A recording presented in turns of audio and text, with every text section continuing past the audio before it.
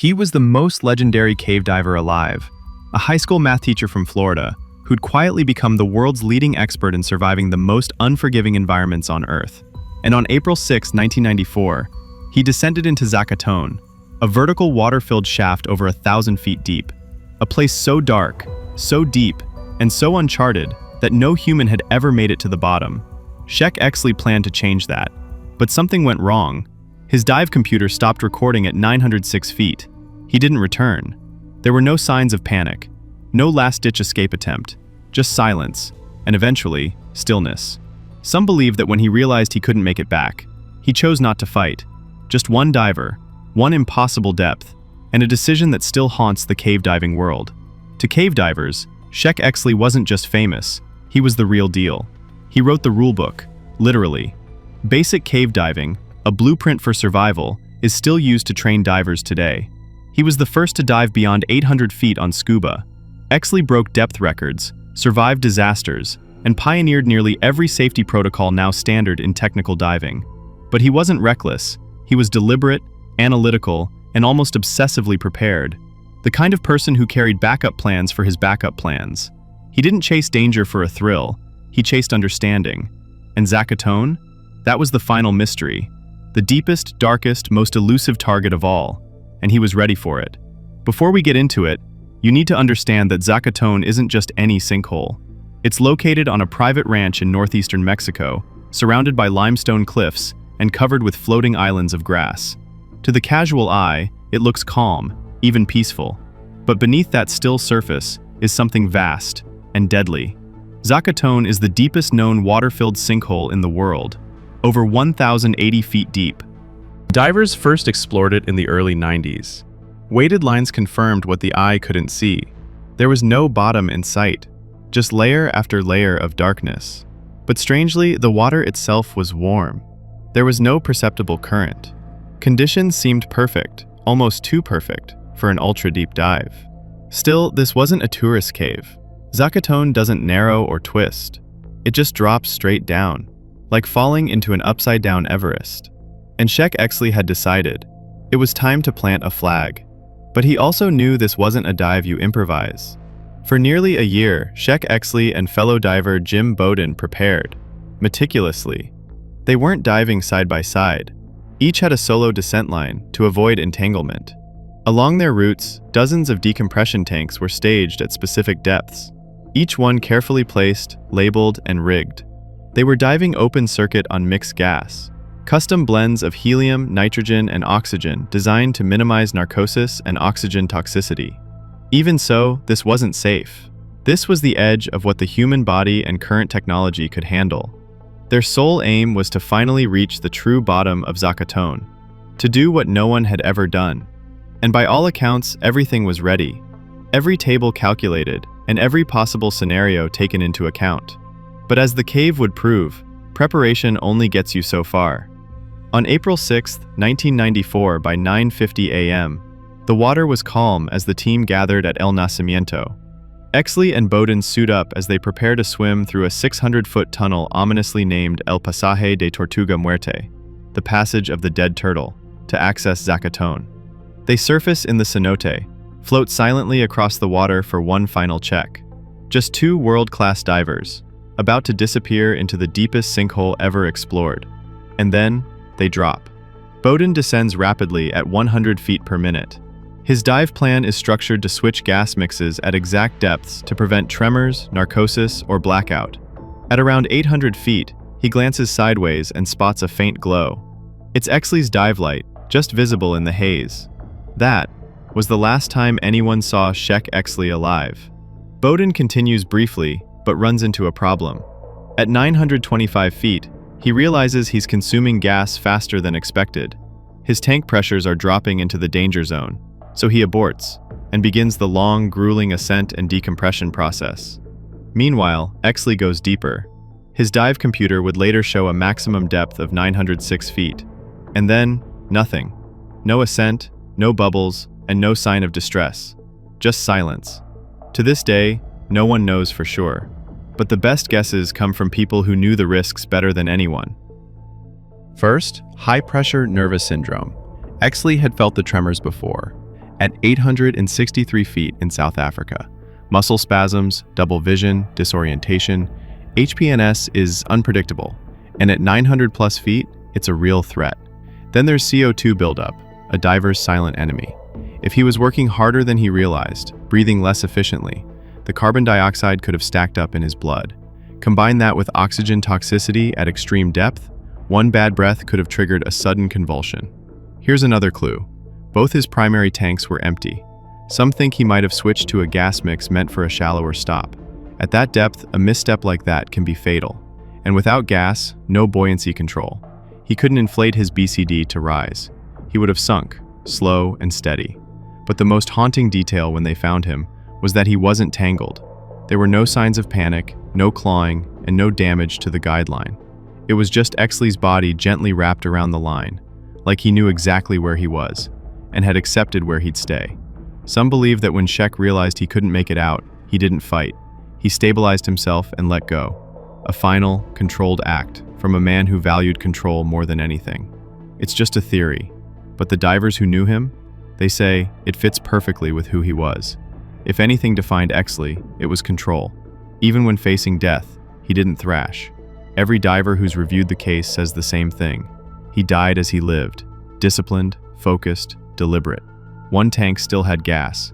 The guideline was intact. No evidence of a fight to survive. It was as if he understood the situation, accepted it, and took his final position calmly. A few seconds of panic could have changed everything, but that's not who he was. Now maybe people ask, why go that deep? Why risk your life plumbing a black pit that may have no bottom? For Exley, it wasn't about thrill. It was about pushing the frontier, testing the edge of what humans could do. Not recklessly, but with intention, with discipline, precision, and awareness. He wasn't there for danger. He was there for discovery.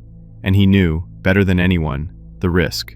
You might not come back, but if you do, it's because you earned it, inch by inch, breath by breath. Zakatone doesn't look deadly. It's warm, peaceful, and with no current, no dark swirling eddies. Just a still blue circle in the middle of a quiet Mexican ranch. But it goes deeper than almost any place on Earth. It's not the sharp rocks or narrow tunnels that get you. It's the silence, the pressure, the way it lulls you into thinking it's safe. That's the trap, and precisely what makes it so dangerous. If this story made your chest tighten, even a little, you're not alone. But our next story will even take it further, with one of the biggest caving disasters ever. On January 8th, 2005, Dave Shaw entered Bushman's Hole, a remote sinkhole in South Africa, nearly 900 feet deep. He wasn't chasing a record. He was only trying to bring someone home. That someone was Dion Dreyer, a diver who had vanished in the same cave 10 years earlier. Shaw had seen his body, preserved by the cold, during a previous dive, and now he was going back to recover it. This is the story of a mission planned with care, executed with courage, and remembered as one of the most haunting sacrifices in the history of cave diving. Dave Shaw wasn't a lifelong diver. He was an airline pilot, a captain who spent decades in the sky, not underwater. But when he discovered cave diving in his mid-40s, he dove in with the same intensity he brought to aviation.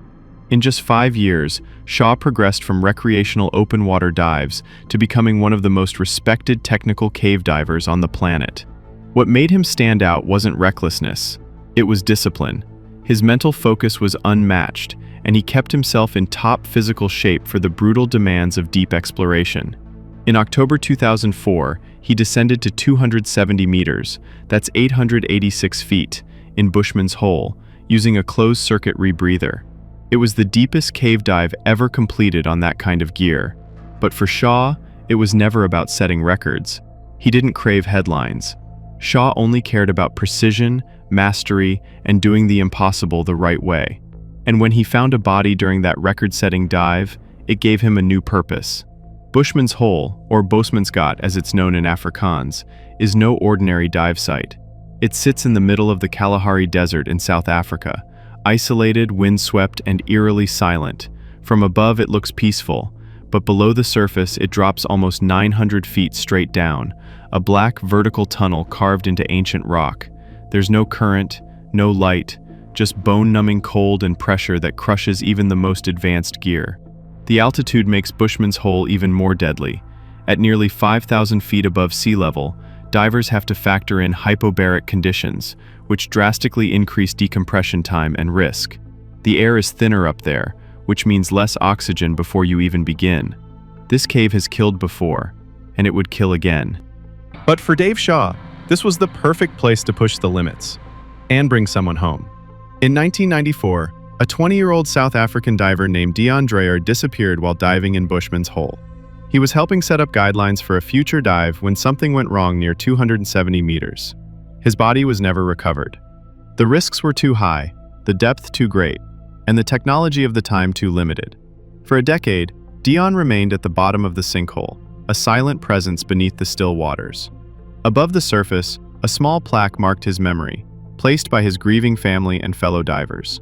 That plaque became a somber landmark for anyone daring to enter the cave. It was a reminder of the risks, the limits, and the cost of pushing too far. On October 28, 2004, Dave Shaw descended into Bushman's Hole with his friend and dive partner Don Shirley.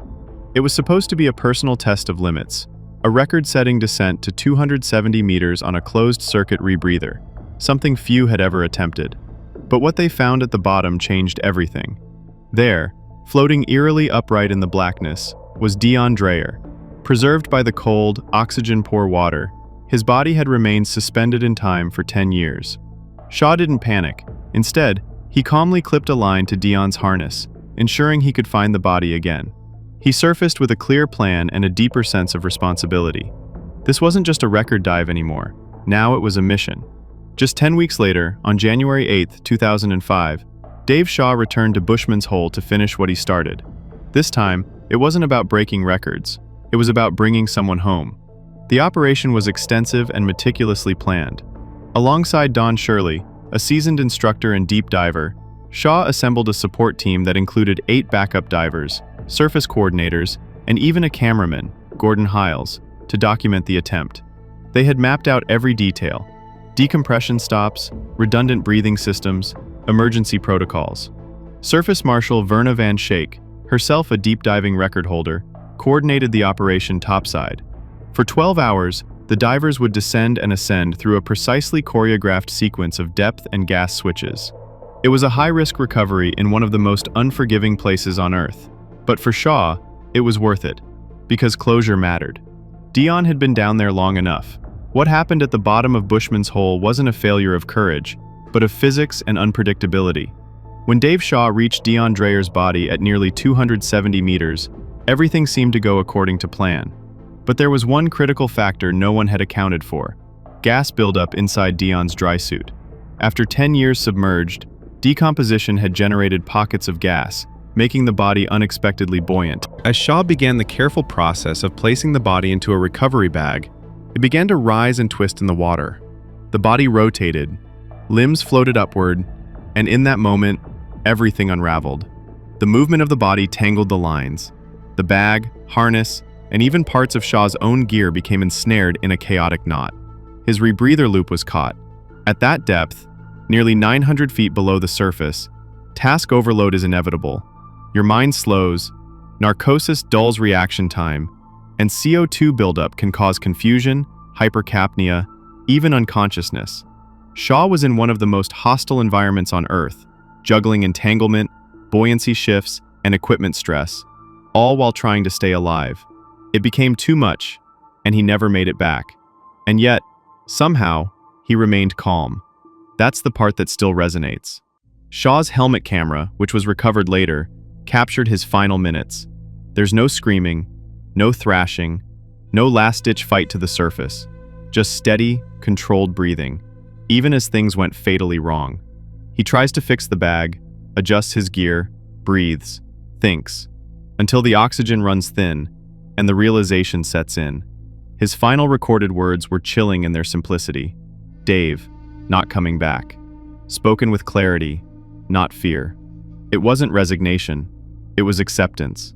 Whether he knew his fate at that moment is impossible to say, but those who have studied the footage and knew him best believe he wasn't panicking. He wasn't trying to escape at all costs. He was focused on the mission, even as it became clear it might cost him everything. Above him, Don Shirley was struggling too. He'd descended to support the mission, but got caught in the same tangle of lines and pressure. As he hung in the black, Don looked down and saw only one light, then none. Shaw's beacon faded into stillness. Don, barely holding on, began his ascent, damaged and alone. He suffered a loop failure, and later, severe decompression sickness that left him temporarily disabled. But he survived. When Don reached the surface, the news had already begun to settle. Divers read the slate message at depth: Dave, not coming back. It wasn't just a statement. It was the final mark of a man who had accepted the risk and stood by it. 10 hours later, both bodies, Shaw's and Dreyer's, floated together to the surface, still tangled, still connected. In the end, Dave succeeded. He brought Dion home, but the price was his own life. Dave Shaw's final dive did what no one else could. It ended a decade of grief. Dion Dreyer's body, long lost in the darkness of Bushman's hole, was finally brought home. For his parents, it meant closure. After 10 years of unanswered questions and a son who never came back. The story was later immortalized in the 2020 documentary Dave Not Coming Back, a haunting, deeply personal reflection on the mission, the risk, and the sacrifice. Within the cave diving world, Shaw's choice remains legendary. Some call it heroism. Others call it a tragic overstep, a boundary crossed in pursuit of a noble but ultimately fatal goal. But no one questions his commitment. He's remembered not just for the record-breaking depth or the technical skill, but for the bravery to keep going, and for the unflinching focus on something greater than himself. His story is a stark reminder. Even the most disciplined minds and best-laid plans can meet their match when nature and pressure conspire at the edge of human limits. He didn't dive back into Bushman's hole for glory. It wasn't about chasing another record or proving something to the world. It was about purpose, about loyalty, about finishing what he started. Those close to him say he couldn't forget Dion. When Shaw discovered the body on that first record-setting dive, he didn't see a technical challenge. He saw a son still waiting to come home. One of his friends said it best: Dave always wanted to reach the bottom of things. Whether it was a mystery, a mission, or a literal hole in the earth, he had to see it through. That final dive wasn't just about going deeper. It was about principle. And in the end, he reached the bottom, in more ways than one. But there's a question that still lingers, one that no camera, recording, or slate can answer. Did Shaw know he wasn't coming back? Did he make that decision consciously, choosing the mission over his own life?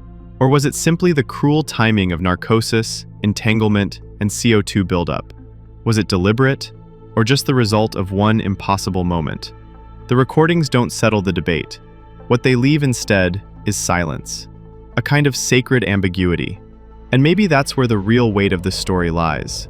Not in how it ended, but in the calm with which it was faced.